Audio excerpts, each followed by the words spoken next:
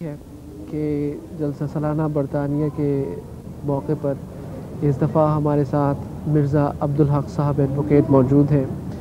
مرزا صاحب جماعت کی ایک بہت ہی بزرگ ہستی ہیں اور لمبے عرصے سے وہ جلسوں میں شمولیت کر رہے ہیں۔ آج ہم ویسے تو ان سے بہت سے موضوعات پر بات چیت ہو سکتی ہے، لیکن آج ہم ان سے جلسوں کے بارے میں بات کریں گے۔ السلام علیکم مرزا صاحب۔ وعلیکم السلام ورحمۃ اللہ۔ مرزا صاحب یہ بتائیے کہ کب سے آپ جلسے جو ہیں وہ میں نے دیکھ جب رہے ہیں؟ کالج میں گیا ہوں 1917 میں لاہور، تو شملے سے آیا تھا، تو پہلا جلسہ دیکھنے کے لیے 1917 میں گیا قادیان۔ اس کے بعد اس وقت سے لے کر آج تک تو نہیں، یعنی یہ 1982 تک، غالباً 82 تک روا میں جلسے ہوتے رہے ہیں، وہ سارے کے سارے دیکھے، اور یہاں 8ویں دفعہ یہاں بھی جلسے پر آیا ہوں، انگلستان کے جلسے میں۔ تو جلسوں کی کیفیت عجیب تھی۔ پہلا جلسہ جب میں نے دیکھا تو مجھے بہت ہی فرق نظر آیا ان مجالس میں جو غیر امنیوں کی ہوتی تھی اور اس جلسے میں۔ ایک روحانی ماحول، اس قسم کا روحانی اور علمی ماحول، اس قسم کا جو باہر بالکل میسر نہیں تھا، وہ قادیان میں تھا۔ میں رہتا بھی احمدیہ ہاسٹل میں تھا، تو وہیں سے آئے ہوئے تھے۔ قادیان سے زیادہ تر طالب علم جو اس میں داخل تھے، کچھ اس کے علاوہ بھی تھے، جیسے مثلا میں تھا، بعض اور دوست بھی تھے۔ تو ایسا عمدہ ماحول کہ وہ سارا سال انسان کے دل پر اثر انداز رہتا تھا، اس قسم کا ماحول ہوتا تھا۔ حضرت خلیفۃ المسیح ثانی کی تقریریں خاص طور پر بہت روح پرور ہوا کرتی تھی، نہایت عمدہ علمی تقریریں، لیکن روحانیت سے بھری ہوئی اور بڑی لمبی لمبی تقریریں۔ اس زمانے میں بجلی نہیں ہوتی تھی، تو حضور جب اسٹیج پر اس کے لیے تشریف لاتے تو میں اس وقت ابتدا میں تو طالب علم ہی تھا، تو ہم اسٹیج کے باہر نیچے قریب بالکل چادریں بچھا لیتے، پہلے ہی آ کر 2-4 گھنٹے پہلے وہاں چادریں بچھا لینی، جگہ پر قبضہ کر لینا تاکہ آواز ہم تک ٹھیک پہنچے۔ ابھی لاؤڈ اسپیکر نہیں تھے اس زمانے میں، بجلی نہیں تھی، لاؤڈ اسپیکر نہیں تھے، لیکن حضور کی آواز ماشاءاللہ بہت عمدہ ہوا کرتی تھی۔ تو وہ موم بتی ہم ساتھ لے جاتے تھے، قلم، کاغذ یہ بھی، اور موم بتی یہ ساتھ لے کر جاتے۔ وہ تقریباً بڑی لمبی ہوتی تھی لیکن بہت دلچسپ ہوتی تھی، ایسی کہ یہ کہنا بالکل جائز ہے کہ ان تقریروں کے درمیان کے دوران ہماری یہ حالت ہوتی تھی کہ گویا پرندہ ہمارے سروں پر بیٹھا ہو تو وہ بھی نہیں جاتا تھا، اڑتا تھا، ایسے گویا ہم جم کر بیٹھتے تھے وہاں تقریر سنتے تھے۔ اور میں تو اتنا متاثر ہوتا تھا خود کہ جب وہ تقریر ختم ہوتی، اس وقت کافی اندھیرا ہو چکا ہوتا تھا، موم بتی جلا کر لکھتے رہتے تھے، قلم لوات رکھتے، پینسل رکھتے، سب کچھ رکھتے تھے۔ وہ اس وقت بے اختیار میرے منہ پر یہ شعر آیا کرتا تھا، چشم زدن صحبت یار آخر شد، روئے گل سیر نہ دیدے نو بہار آخر شد۔ فارسی کا ہے، جس کے معنی یہ ہیں کہ افسوس ہے کہ ایک آنکھ جھپکتے ہوئے دوست کی صحبت ختم ہو گئی، اور ابھی پھول کا منہ اچھی طرح سے دیکھا نہیں تھا کہ باہر ختم ہو گئی۔ تو اس کے بعد ہمیشہ اگلی تقریر کا انتظار رہتا۔ اسی طرح ہی ایک افتتاحی تقریر ہوتی تھی، پھر اگلے دن ایک تقریر ہوتی تھی، پھر اس سے اگلے دن ایک تقریر ہوتی تھی، تو پھر ان کا انتظار رہتا ہے پہلے دن کے بعد، اور اسی طرح سے پھر ہم بڑی توجہ کے ساتھ وہ سنتے ہیں۔ وہ ہمیشہ ظہر اور عصر کی نماز جمع کرنے کے بعد شروع ہوتی تھی، اور بعض دفعہ تو بہت ہی لمبی ہوتی تھی، جیسے میں نے پہلے کہا ہے۔ وہ ماحول ایسا تھا کہ اس ماحول کی کوئی نسبت ان ماحولوں کے ساتھ نہیں تھی جو قادیان سے باہر غیر امنیوں کے ہوا کرتے تھے، کوئی نسبت نہیں تھی۔ تو پھر وہی چیز اللہ تعالیٰ کے فضل یہ سلسلہ جاری رہا اس میں شامل ہونے کا، کبھی کوئی چیز رکاوٹ نہیں بنی، یہاں تک کہ 1922 میں غالباً مشاورت شروع ہوئی، اس میں بھی نمائندہ اسمبلی کی جماعت کی طرف سے مقرر ہوا، منتخب ہوا اور اس میں شامل ہوا۔ تو وہ پہلی مشاورت بھی اس وقت سے لے کر کبھی کوئی مس نہیں کی۔ تو یہ جلسہ سالانہ جو تھے، یہ تو سن 22 میں ایک دفعہ یہ ہوا کہ میں بی اے میں نے 1921 میں کیا، تو دفتر میں گورنمنٹ آف انڈیا میں ملازم ہو گیا۔ تو میں ہوم ڈپارٹمنٹ میں تھا، تو انہوں نے کہا کہ ہم نے، یہ غالباً 22 کی بات ہے، انہوں نے کہا کہ اس سال ہم کام زیادہ ہے تو کرسمس کی چھٹیاں نہیں دیں گے۔ تو ہمارا جلسہ سالانہ کرسمس میں ہوا کرتا تھا، یہ کرسمس کی چھٹیاں سردیوں میں ہوتی تھی، تو ہمارا جلسہ سالانہ بھی 26، 27، 28 دسمبر ہوتا تھا عام طور پر۔ تو میں نے استعفیٰ لکھ کر دے دیا کہ آپ، ہوم ڈپارٹمنٹ تھا وہ گورنمنٹ آف انڈیا کا، میں نے استعفیٰ لکھ دیا کہ یا تو مجھے چھٹی دی جائے جلسہ دیکھنے کے لیے، یا پھر میں استعفیٰ دیتا ہوں۔ انہوں نے کہا یہ پاگل سے آدمی معلوم ہے، انہوں نے چھٹی دے دی، مجھے استعفیٰ واپس کر دیا، چھٹی دے دی۔ تو یہ اتنا اثر ہوتا تھا ان جلسوں کا۔ تو وہاں بھی کبھی مس نہیں پھر ہوا قادیان میں۔ قادیان میں جو جلسے کی، یہ تو جلسے کی خلیفہ مسیح ثانی کی تقاریر کے بارے میں آپ نے بتایا، اور باقی جو انتظام ہوتا تھا مثلا یہاں پہ اب آج کے دور میں تو ہم، میں یہ بھی گزارش کر دوں کہ میں ہمیشہ ان کو لکھ لیتا تھا، چھتی تو وہ بعد میں تھی لیکن میرے پاس وہ لکھی موجود ہوتی تھی۔ وہ ابھی کوئی 10-15 سال ہوئے میں نے وہ پرندہ جو تھا وہ اس کو طلب کیا، میں نے کہا اسی ضرورت نہیں ہے، ورنہ اتنا اچھا میرے پاس رہا وہ کہ ان تقریروں کو بعد میں ہم دیکھتے رہتے ہیں، اس کو دہراتے رہتے ہیں، وہ چھپ بھی جاتی کچھ عرصے کے بعد، لیکن جو اپنے نوٹ لکھے ہوئے ہوتے ہیں وہ بڑے مفید ثابت ہوتے ہیں۔ ان دنوں میں وہاں کھانے کا انتظام، اس کی طرف تو ہماری توجہ نہیں جاتی تھی کہ کھانے کو کیا دے رہے ہیں کیا نہیں دے رہے ہیں، ہم تو یہی سمجھتے تھے کہ یہ خوش قسمتی ہماری۔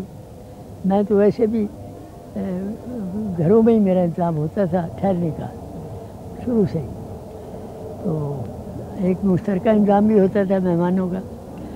تو کھانے کے لیے مجھے وہاں سے آتا تھا، وہ بڑی باقاعدگی سے آتا تھا۔ ایک دفعہ مجھے یاد ہے کہ روزوں میں وہ جلسہ ہوا، تو روزوں میں بچوں کی ڈیوٹیاں ہوتی تھی پہنچانے کے لیے، میں ٹھہرا ہوا تھا، حضرت ام المومنین کا ایک چوبارہ ہوتا تھا اس میں ٹھہرا ہوا تھا۔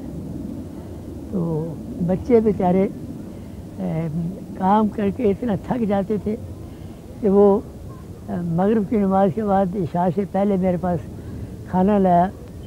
میں نے کہا یہ کھا تو چکے ہیں ہم کھانا، کہنے لگے یہ تو سحری ہو گئی ہے، تو اس وقت کا کھانا ہے۔ میں نے کہا نہیں ابھی تو بیٹا یہ عشاء کی نماز ہوئی ہے، ابھی سحری نہیں ہوئی۔ تو اس طرح وہ اتنا باقاعدہ ویسے انتظام ہوتا تھا کہ جہاں ٹھہرے ہوئے تھے مہمان وہاں بھی پہنچایا جاتا تھا، اور حالانکہ اس وقت کوئی روٹی پکانے کا یا دوسرا کوئی اور انتظام ایسا نہیں ہوتا تھا جو آسانی سے ہو سکے، تو باوجود اس کے بھی باقاعدہ اتنا تھا اور عمدہ اتنا تھا کہ ہمیں کبھی تکلیف نہیں ہوئی تھی۔ یہی میں پوچھ رہا تھا کہ آج کل کے دور میں تو ہم دیکھتے ہیں کہ مشینیں لگی ہوئی ہیں، ہاں جی، روٹی اس کے بعد تو ربا میں کے جو جلسے ہوئے سن 49 میں غالباً پہلا ہوا ہے وہاں، تو اس میں پہلے جلسے میں تو ہمیں یہ حکم ہوا کہ یہاں جلسہ گاہ میں کوئی انتظام اور نہیں ہوگا، اپنے لیے وہاں سے لے کر آئیں یہ ٹینٹس لے کر آئے۔ چنانچہ میں بھی 2 ٹینٹ لے کر آیا اپنے بیوی بچوں کے لیے، میری 2 بیویاں اور بچے تھے، تو ان کے لیے 2 ٹینٹ لے کر آیا سرگودا سے۔ تو ہم ٹینٹوں میں ٹھہرے اور ربا کے چپا چپا میں ہم نے اذانیں دیں اس وقت، اور پھر جلسہ ہوا۔ وہ جلسہ وہ اپنی شان میں ایک اور کیفیت رکھتا تھا۔ بہرحال پھر وہاں بھی بہت عمدہ انتظامات ہو گئے آہستہ آہستہ ربا میں بھی، اور وہ اجتماعی رنگ میں کھانا تیار ہونے لگ گیا، روٹیوں کا پلانٹ بھی لگ گیا، یہ سب کچھ ہوا۔ پھر سن 82 میں غالباً آخری جلسہ ہوا ہے اس کے بعد پھر 2 سال کے لیے بند کر دیے جلسے. 83 میں غالباً، کیونکہ 84 میں حضور یہاں تشریف لے آئے ہیں. اس سے پہلے بند ہو گیا تھا. جی جی. تو 82 میں غالباً آخری ہوا ہے. جی. تو پھر 84 میں حضور یہاں تشریف لے آئے. 84 میں جب وہ انہوں نے ایک اور قانون بنایا جس میں ضیاء الحق نے، جس کا اعلان رات کے ریڈیو میں کیا، 9 بجے کے ریڈیو میں، ٹیلی ویژن پر بھی، ریڈیو پر بھی، کہ یہ کوئی کام ایسے نہیں کر سکتے تو مسلمان کرتے ہیں، اذانیں نہیں دے سکتے، مسجد نہیں رکھ سکتے وغیرہ. تو اس کے بعد پھر حضور یہاں تشریف لانا پڑا. ایک میٹنگ بلائی اسی وقت رات کو، خاکسار کو بھی سرگودا سے بلایا گیا. تو ہم نے یہی فیصلہ کیا کہ حضور حالات ایسے ہیں کہ نہ ہی اگلا جمعہ پڑھائیں وہاں اور کسی اور کو حکم دے دیں جمعے کے لیے، اور پھر فوری طور پر یہاں پہ تشریف لائیں. چنانچہ پھر جمعہ بھی اگلے دن نظر حضور نے وہاں نہیں پڑھایا، اور پھر اس کے بعد تشریف بھی فوراً لے آئے. تو اس کے بعد پھر یہاں جلسے سے ہوئے. 84 میں تو ایک مقامی حیثیت تھی جلسے کی. 85 میں یہاں پہلا جلسہ ہوا، اس میں حاضر ہوا تھا. 85، 86، 87، 88 یہاں میں شامل ہوا. 89 میں میں جلسے کے لیے آ رہا تھا تو کراچی آ کر بیمار ہو گیا، اس وجہ سے مجھے واپس آنا پڑا. پھر چند سال ناغہ کیا. پھر 95، 96، 97 اور 99 اب پچھلے سال ناغہ ہو گیا تھا. ایک خاص رکاوٹ پیدا ہو گئی.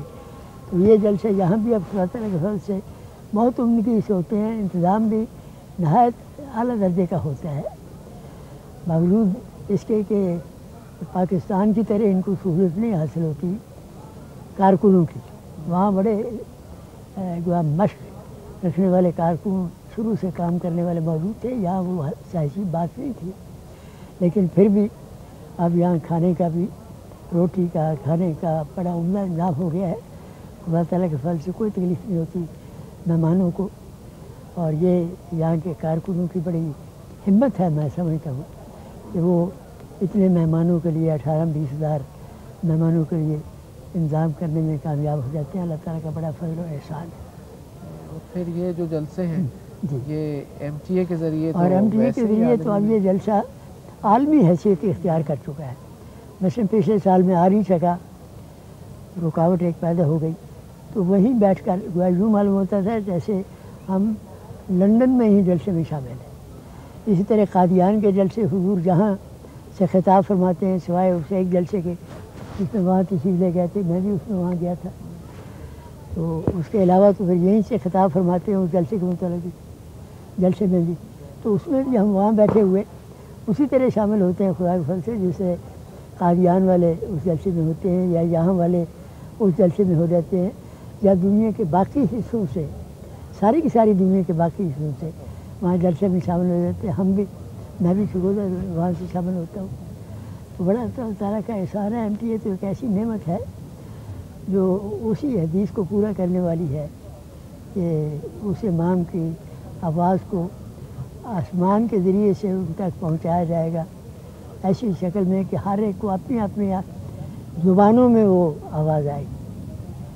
وہی کیفیت ہے در حقیقت، ہمیں اپنی زبانوں میں اپنے خلیفہ وقت کی آواز آتی. حکومت وقت نے تو یہ ظلم کیا تھا کہ گویا جہاں سے نکل جائیں گے تو اس کے بعد پھر جماعت کا تعلق ختم ہو جائے گا اور وابستگی ختم ہو جائے گی خلیفہ کے ساتھ، اور جو اصل خلیفہ وقت کا ہوتا ہے وہ بہت کم ہو جائے گا. لیکن اللہ تعالیٰ نے ایسا جھوٹا کیا ان کو اور ایسا انتظام فرما دیا ایم ٹی اے کا کہ وہ اب وہاں تو مثلاً ربہ میں حضور خطبہ دیتے تھے اور چند ایک آدمی باہر سے آ کر شامل ہوتے تھے، باقی تو ربہ میں رہنے والے شمولیت اختیار کرتے تھے. تو اب ساری دنیا میں سب گھروں میں حضور کی آواز پہنچ جاتی ہے اس وقت، اور حضور کو ہم دیکھ لیتے ہیں وہاں سے بیٹھے ہوئے، اس وقت کر لیتے ہیں. یہ صورت ہے کہ ہر خطبہ جو حضور کا یہاں ہوتا ہے وہ خطبہ یا ہر ایک تقریر جو جلسہ سالانہ میں ہوتی ہے یا اور تقاریر، ان میں ہم ایسے رنگ میں شامل ہوتے ہیں ایم ٹی اے کی وجہ سے کیونکہ ہم اس جلسے میں وہیں شریک ہو رہے ہیں. اور دعا میں بھی جو سائلنٹ دعا بعد میں ہوتی ہے اس میں بھی شریک ہوتے ہیں. نماز میں البتہ شریک ہونے کی اجازت نہیں ہوتی، کیونکہ وہ اوقات کے لحاظ سے مختلف اوقات ہوتے ہیں. جہاں مختلف وقت ہوتا ہے، نماز کا وقت ہوتا ہے، وہاں نہیں ہوتا. جہاں مثلاً جمعے کا وقت جو 1:30 بجے ہوتا ہے، 2 بجے، 1 سے 2 بجے تک، جی وہاں وہ وقت ہمارا شام کو 5 سے 6 تک ہوتا ہے. وہ نماز کا وقت وہاں نہیں ہوتا، یعنی جمعے کی نماز کا. تو اس لیے ہم سائلنٹ پریئرز میں وہاں بھی شامل ہو جاتے ہیں، اور حضور کے اجلاسات میں اور حضور کے باقی صفحات میں بھی شامل ہوتے ہیں. تو یہ اللہ تعالیٰ کے بے حد احسان ہے جن کا ہم شکر ادا نہیں کر سکتے. میرے خیال میں بہت بہت شکریہ مرزا صاحب. آج کی یہ گفتگو ہمارے سب ناظرین کے لیے مجھے امید ہے کہ دلچسپی کا باعث ہوئی ہوگی. تو انشاءاللہ ہم پھر بھی آپ سے بات چیت کرتے رہیں گے. آپ کا بہت بہت شکریہ. جزاک اللہ. آپ نے موقع دیا مجھے، بہت شکریہ آپ کا. جزاک اللہ. اب ہم جلسے کے دوسرے انتظامات کی طرف جاتے ہیں. آپ کو دکھاتے ہیں کہ کیسے یہاں کیا گہما گہمی ہے اور کس طرح سے لوگ آ جا رہے ہیں. اور ہم دوسرے کیمرے کی طرف جاتے ہیں جہاں سے آپ یہ سب نظارے دیکھ سکیں گے. شکریہ بہت.